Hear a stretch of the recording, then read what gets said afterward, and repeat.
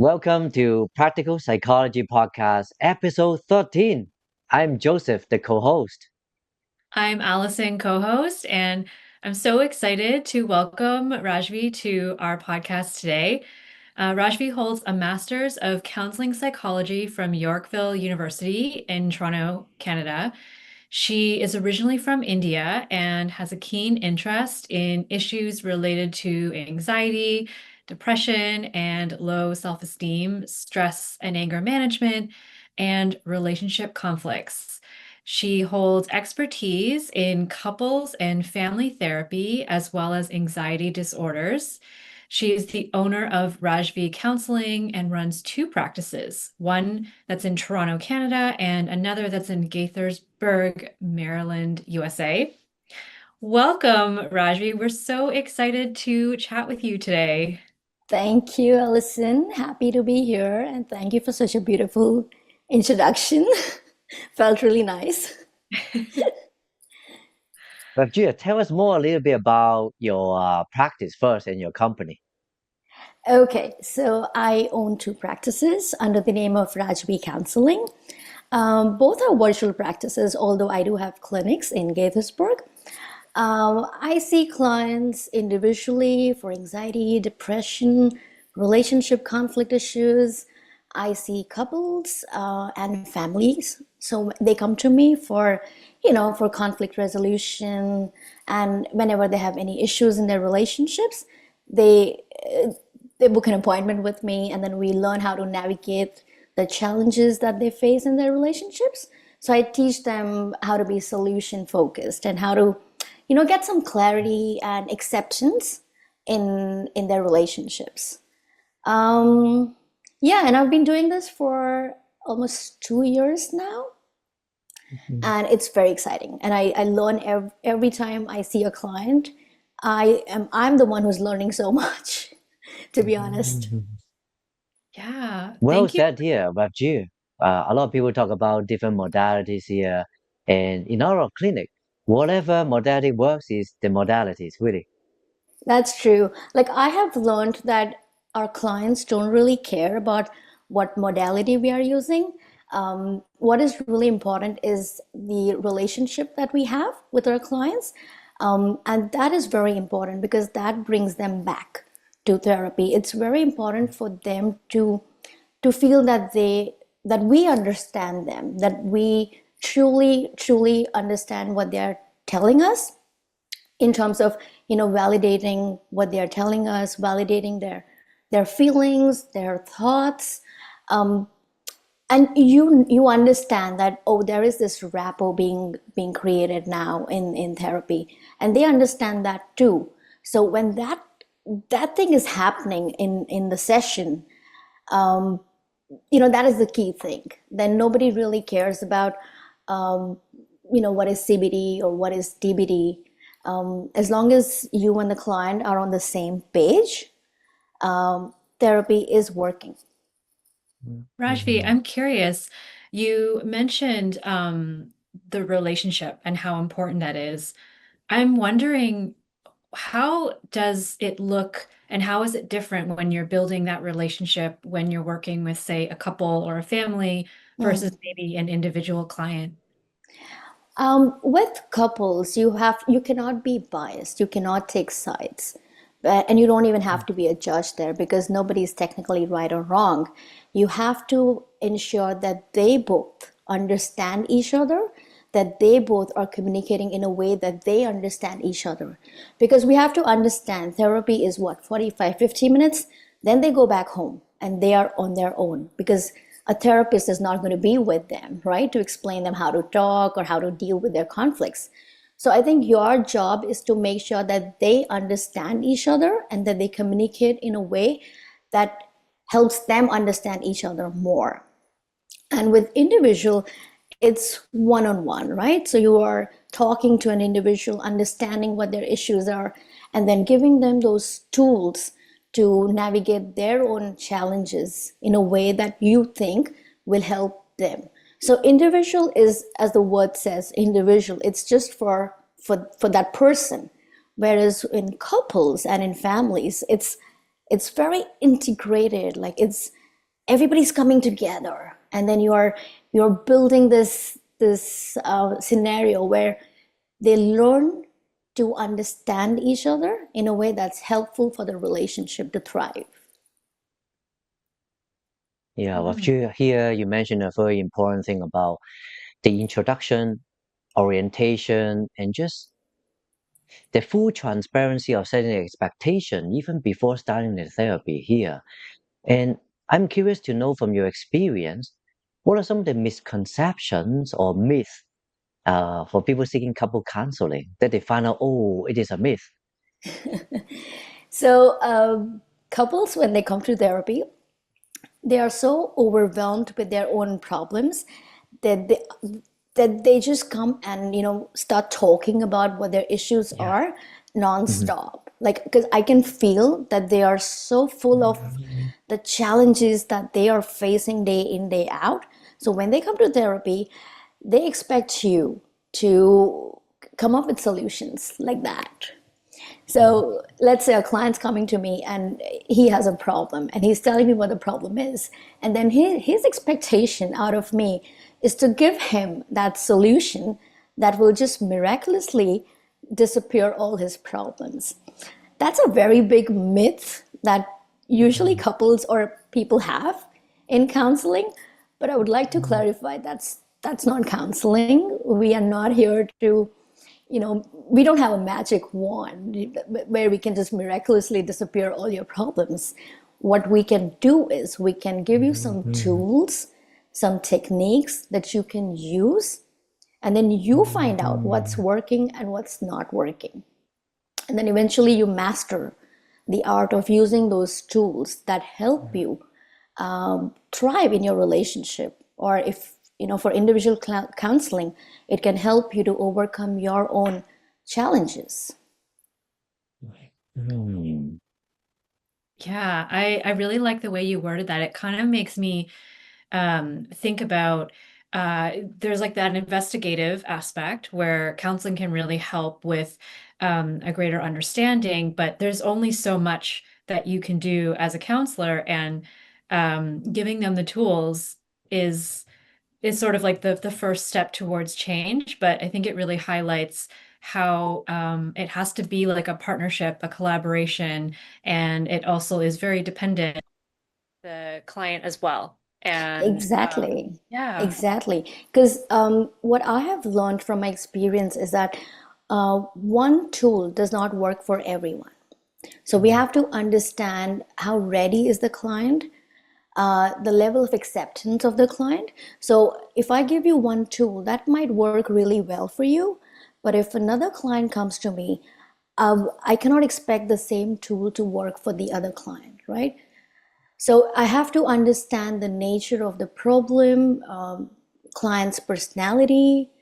Some clients are introverts, some clients are extroverts. So depending on how they come to us and the kind of problems that they have, we have to, like, I open my toolbox and then I will give them one tool, and then I will give them, I'll tell them to work on those tools and then come to me and give me feedback, as in how is it working.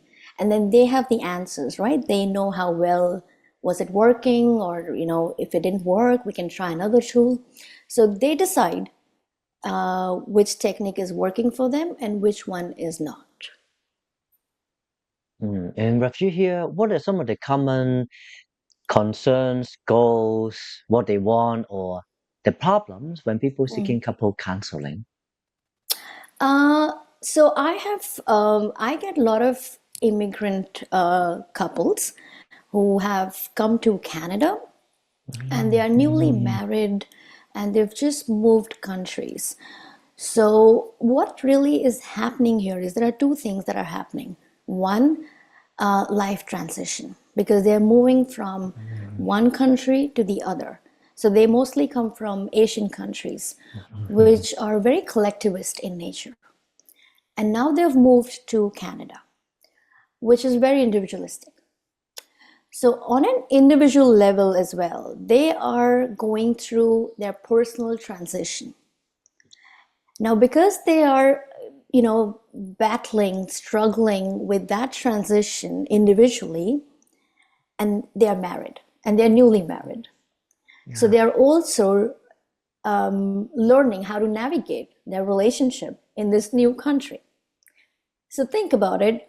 On an individual level itself is so difficult, right? Because you're going through a radical, major life transition.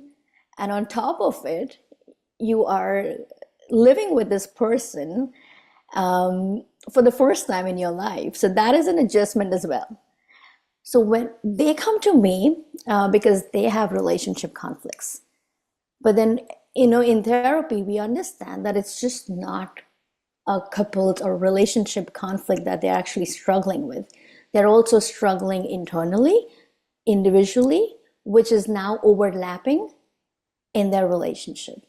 So that's a big realization even for them. Had they been back home, things would have been a lot easier. But because this whole transition of moving countries with this new person and everything just builds up, and now they don't know where to go because they don't have family here. They don't have that social support here. And it's a new country. There are job insecurities, there are financial insecurities, lots of insecurities are there around them. And then there comes a time when they say, oh my God, this is not working. I need help. And that's when therapy comes in. So it's every time I see couples in my therapy sessions, there is some form of realization happening every single time.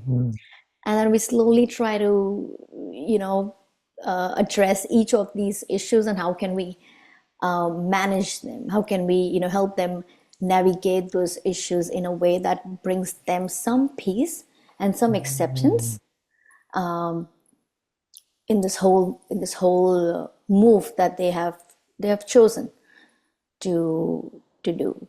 So it's interesting, but it's also a lot of internal work that I always tell them to do, because it's not easy, right? Moving countries all by yourself, and being in a relationship where there is incompatibility, there are financial struggles. So yeah, that's what I do. Wow, yeah, you really painted a picture there of how many challenges, how layered that is. And something you said at the end there about working on their individual self, like I'm wondering, is when you work with couples, do you also work with them individually, or what is your general approach in that situation? Because I can imagine, yeah, there's individual work to do, and then there's also the work that needs to happen together. That's right. So that's a good question. So my first few sessions are with the couple so that I understand the dynamics of the relationship and I understand what really the issues are that they are facing. After a few sessions, if I see the need to meet them individually, I do that. So let's say after 3 or 4 sessions that I've seen them together, there will be a 5th session, a 6th session, but only one session in between that I see them individually. And I sort of, understand where they come from, what their backgrounds are, and, what personal conflicts or challenges that they are facing in their daily lives. And then once I'm done seeing them individually, I bring them back together. So now, after seeing them individually, I have a better perspective in terms of how they are as individuals and how these two individuals have gotten together and how they are in their relationship. So that helps me get a better clarity in terms of what are we dealing with here. MFG, I have another questions on the couple counseling level here. Yeah. What if a couple is wanting to seek couple counseling, but they're thinking, wait a minute, what if after we seek couple counseling, we decide to separate? Mm-hmm. how would you tell that couple?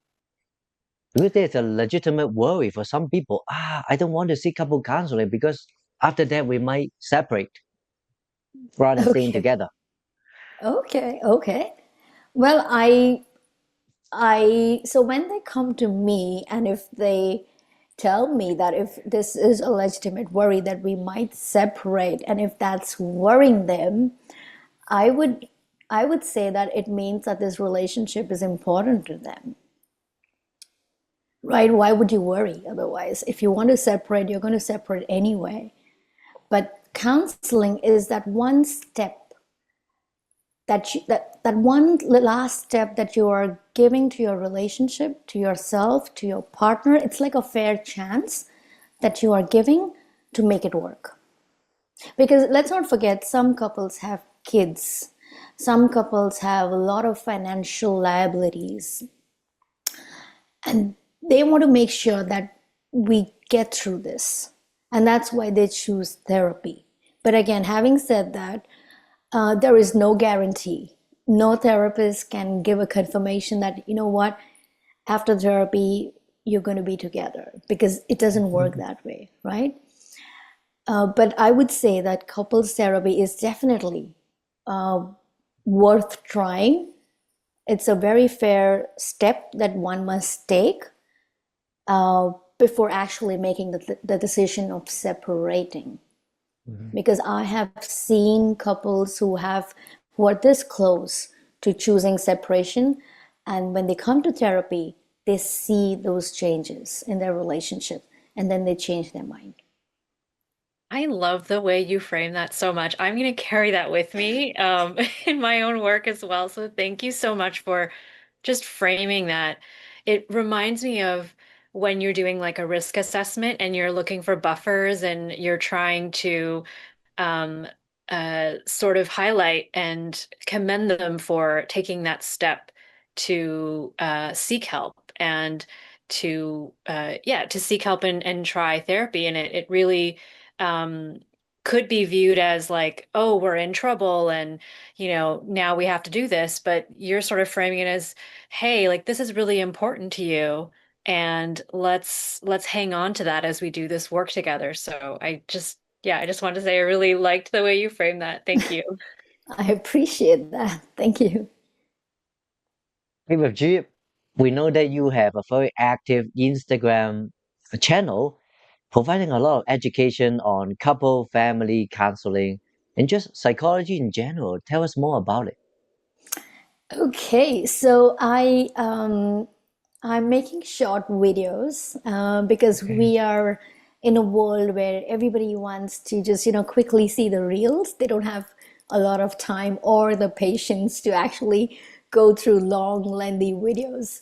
So I decided, let me just come up with a few snippets, very general snippets, but I'm not using any jargons. I'm not using any fancy words or vocabulary, nothing of that sort. It's a very like 3-4 minute short videos where I briefly talk about, what is depression, what is anxiety, what is the difference between being anxious and being fearful, what is the difference between being clinically depressed versus just having a bad day or feeling low. So what I'm trying to do here, Joseph, is I'm trying to reach as many people as I can, and not in a way that only few selected people can understand what I'm saying, but I want the masses to understand. Very, few things like, oh, I'm having a bad day, or I'm feeling very sad. Because I've seen that, people use these words very loosely. Oh, I'm depressed, or I feel like I'm having depression. So I'm just trying to psycho-educate them that, oh, hey, hang on. Actually, that's not depression. It's just that you're having a bad day. So few things like here and there. I'm just trying to educate people in my own ways so that next time when they feel low or when they're feeling a little anxious, they go back to what they've heard before and understand that, oh, wait, maybe it's not this, maybe it's that. And then at the end of each of the videos, I do give a disclaimer that please see a doctor before drawing down any conclusions, because it's important to get a clear diagnosis before you self-diagnose. That's what we do, right? These days we Google and we self-diagnose. Oh, I have this, I have that. So I always tell them, no self-diagnosis. When unsure, go and see your doctor. And Rajvi here, well answered there. We know that you have a particular interest in couple and family counseling. Why? To be honest, when I started therapy, I did not have any exclusive interest in seeing couples only or in family therapy, because I do see individuals as well. But when you start therapy and when you get into it, you do realize that you start forming this little liking towards one thing. And then because you like doing it, you become good at it, right? Because you are studying about it, you are attending conferences, doing workshops, and you're watching, your supervisor is also guiding you in a way. So I have started realizing that maybe this could be my forte, because I really enjoy being in that space. Because I get a lot of personal fulfillment. Let's put it that way. When I see their relationship getting better after them working on themselves so much, because they have faith in what I'm telling them and what I'm giving them, and that faith that they have in me gives me that sense of, it just empowers me to the point that, hey, you know what? Maybe God is using me to keep you two people together, and not just together, but so that you two people are happy together. And I feel so blessed, and I'm full of gratitude to be in that space where I get to do that. And maybe that's why I like that therapy, that form of therapy where the families are coming together, where those conflicts are getting resolved, those misunderstandings are clearing off, that communication is getting better. And now while I'm talking to you, I'm also thinking that one of the other reasons could be because I come from a collectivist society where I've seen families being together, where I see them thriving, where I see them growing, and I see whenever there is a difficult time in one's life, I see families coming together, and I have this first-hand experience how important it is for families to be together, where there is acceptance. So maybe subconsciously that is sort of pushing me more into this arena. So like really enjoying that sort of group dynamic and bringing together people. And I imagine your tolerance for managing high conflict must be pretty high. What other aspects have you had to really lean into that help make you a more successful family or couple counselor? I think tolerance is a good point, because I do get clients, like I mentioned earlier, they are full of so much conflict within themselves that they just come and then they talk. They talk in a way that, so there's a lot of blame game that happens, right? Because this one person's blaming the other person, and then the other person starts blaming this person. So we have this, one is an attacker, one is a defender. So I see that ball game happening very often in couples counseling. So that's when I step in, right? And I personally learn a lot as well in terms of communication, right? We all learn. When I see, as a third person, it's very easy for me to be sitting on my chair and seeing that couple, oh, okay, this is where they're going wrong. Bring them back to the topic. So I'm learning so much as somebody who's in a relationship myself. So not that I discuss any of it with my partner, but individually, I am also learning so much that, you know what? Yeah, this is what I need to learn from them. This is how relationships can thrive. This is how the blame game can be stopped. So besides being tolerant, what really keeps me more focused is my own self-learning in the whole process. Oh yeah, with you here. When you were mentioning about this here, we are also very curious because you also work in both Ontario and Maryland. And tell us more a lot about the credentials, the transfer or destination that you need to do in Maryland, because a lot of viewers are very interested Yeah, in working in multiple places. yeah. So, just like Ontario, just like in Canada, even the United States, each of the provinces is regulated. So, depending on which province you are traveling to, go to their website. Each state has its own board of counselors. Go to their website, find out what the requirements are to Mhm, get your provisional license, because that's what you're going to get in the beginning. And then depending on how many mhm, hours of supervision you have and how many hours of direct clients you have, you can get full license, right? So mhm, like for me, I did my master's from Toronto, and unfortunately we cannot transfer our license to any of the states in the US. mhm, So I applied to the board of Maryland, that's where I am, and I have to sit for an exam. They have an exam mhm, that we need to clear, and then they will look at your transcripts of your master's program, and then they give you something called as LGPC. So it's called Licensed Graduate Professional Counselor, which means you are still under supervision.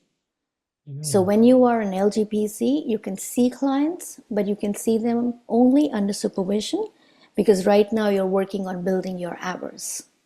Mhm. And then once you're done with your hours here in like in my example, Maryland, I can Oh, then go on to being a full licensed professional counselor. So it's a oh. process, but once you learn how to navigate the process, uh, you can start working and you can start seeing clients. And what are some of the typical extra courses people need to take? What are those subject lines?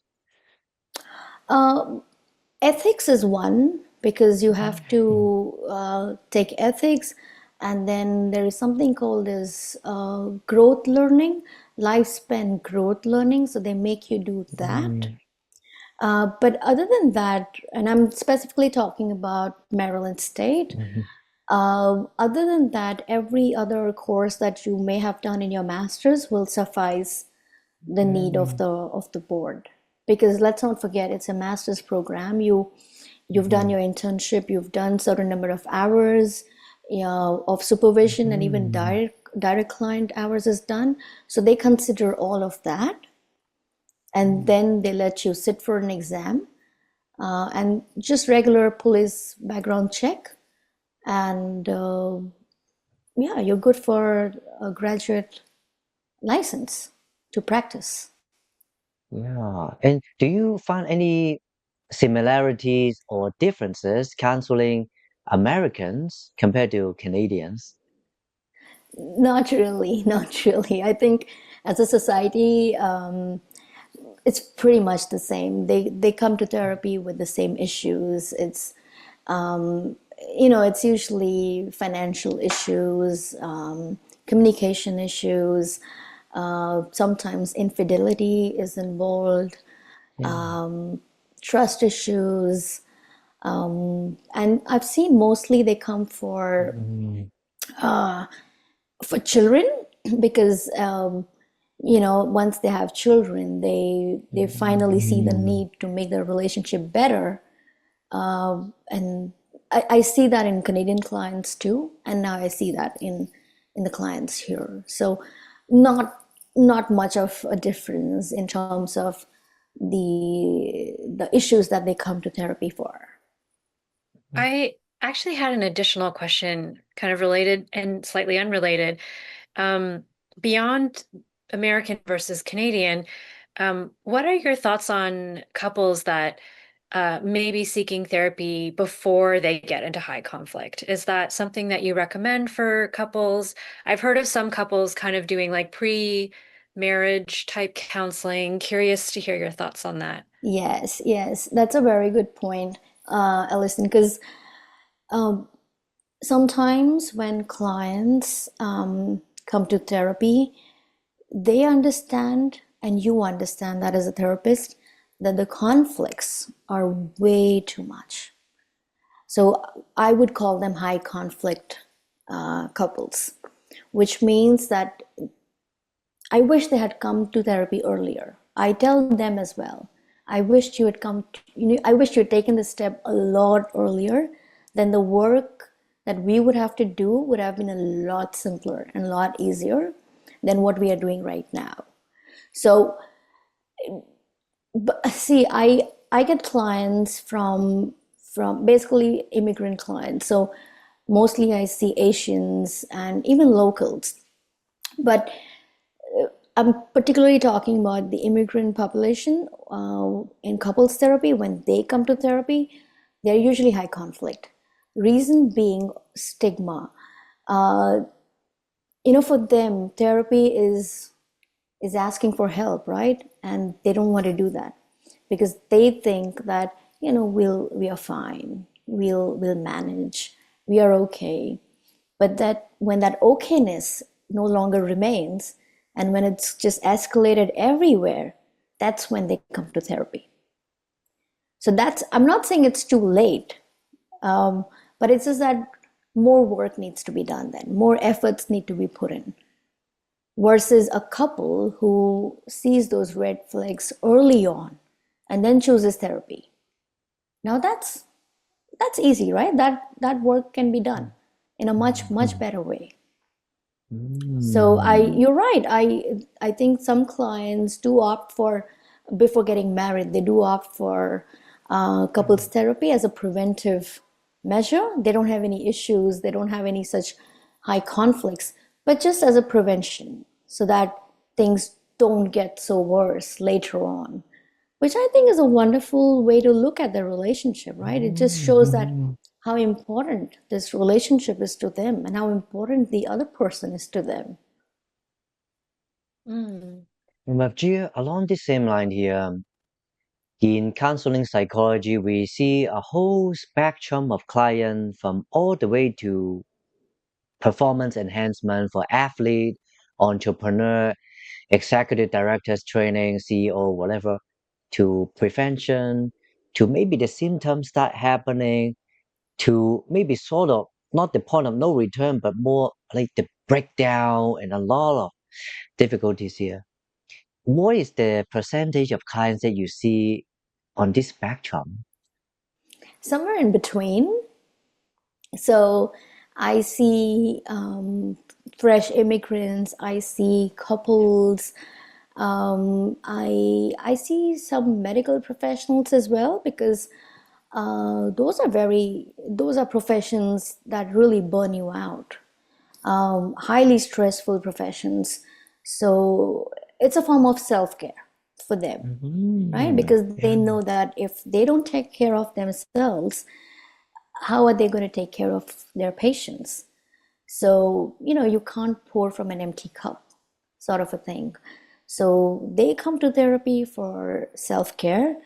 Athletes, yes, I have had clients in the past who have sports background, and it's performance based, right? So there's a lot of stress involved, a lot of anxiety involved, a lot of peer pressure involved. So they come to therapy to learn how to manage their anxiety and stress. Even sleep, I've understood that sleep is a very big thing these days. People are not able to sleep well because of performance pressures, and it's a vicious cycle, right? Because you're not sleeping well, you're not able to think properly, you're not able to feel things properly, you're not eating properly, you're not exercising properly. So that's the thing with athletes particularly. So we work on a lot of self-care for medical professionals, for athletes, uh, and even student population. I think these days students go through enormous stress because of entrance exams and a lot of peer pressure and a lot of assignments and a lot of things going on in their lives. So coming to think of it, I would say therapy is for everyone. Well, with you here, along the same line, how about the stigma to seeking help, especially for psychotherapists themselves? Yep. Because seeking therapy is one of the many, many points of self-care. And for them, how would you encourage them to seek help before it's too late for burnout, secondary trauma, just the difficulty of their job? Let's put it that way. That's right. I think every therapist needs a therapist because of the kind of work that we are involved in. We we listen to so many stories, so many challenges that people go through, and we are listening to them. And we don't share these stories with our partners or family members. So there is no offloading happening, right? Except with supervision, with supervisor.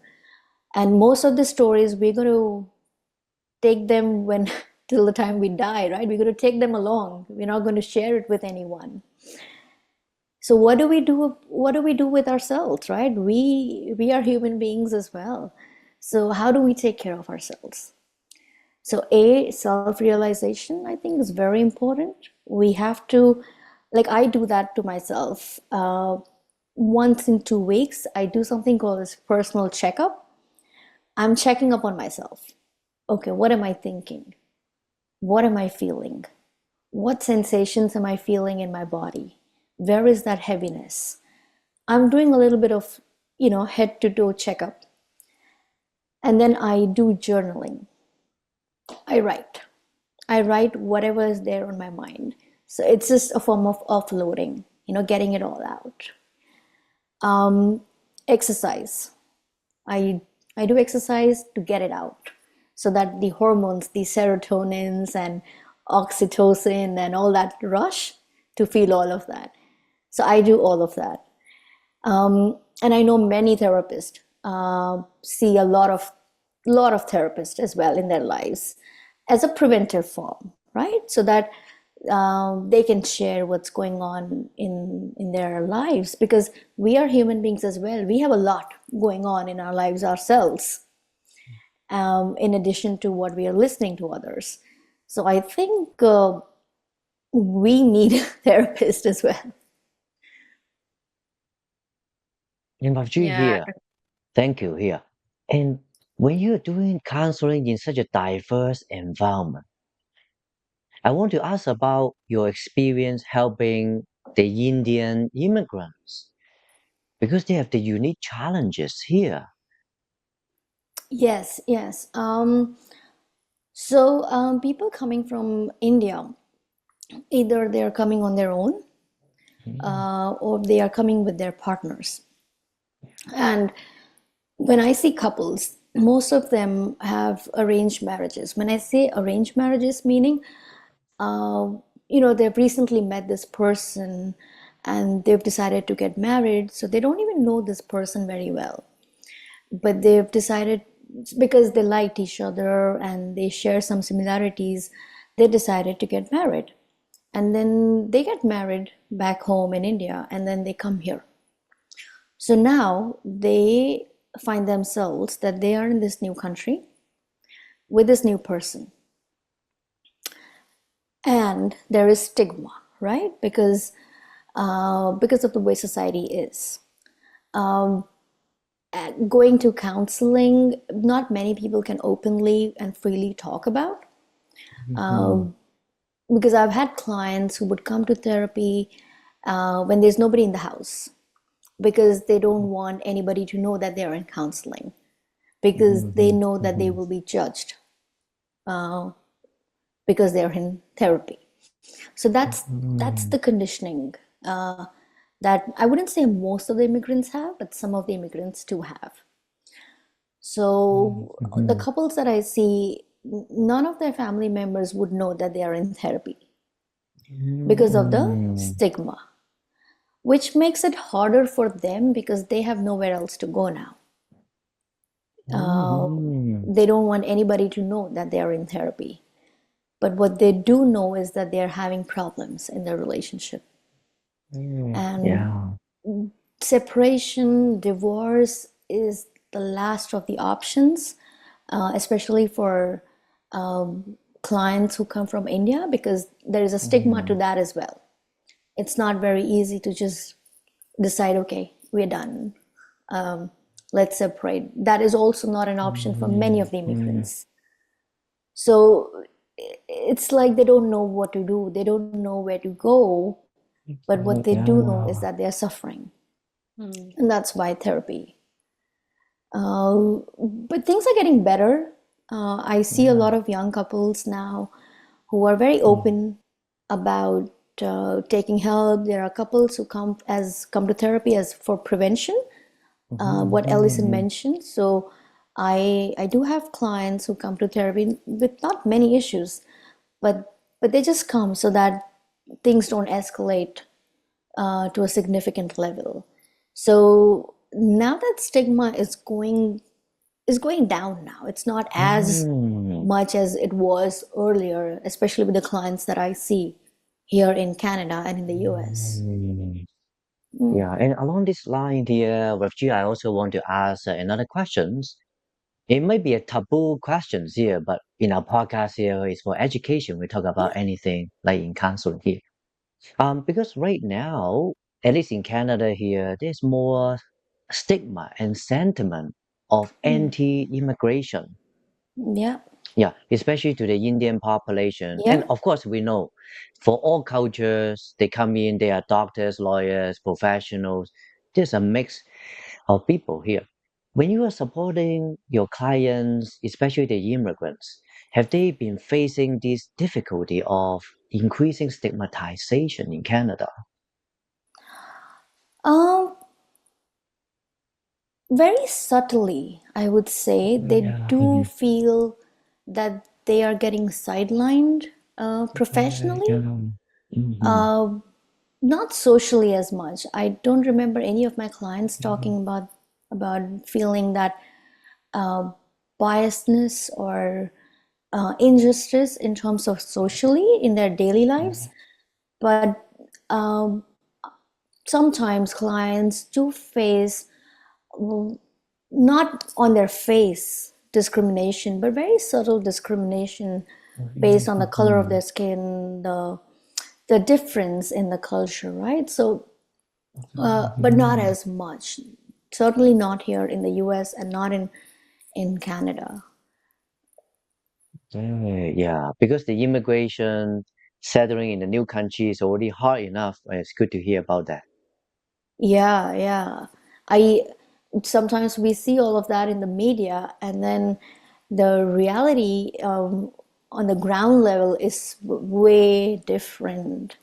I've, I have clients, I have family, friends, and everybody's fine. Like everybody is is good, they don't worry about what they see on Mhm. social media.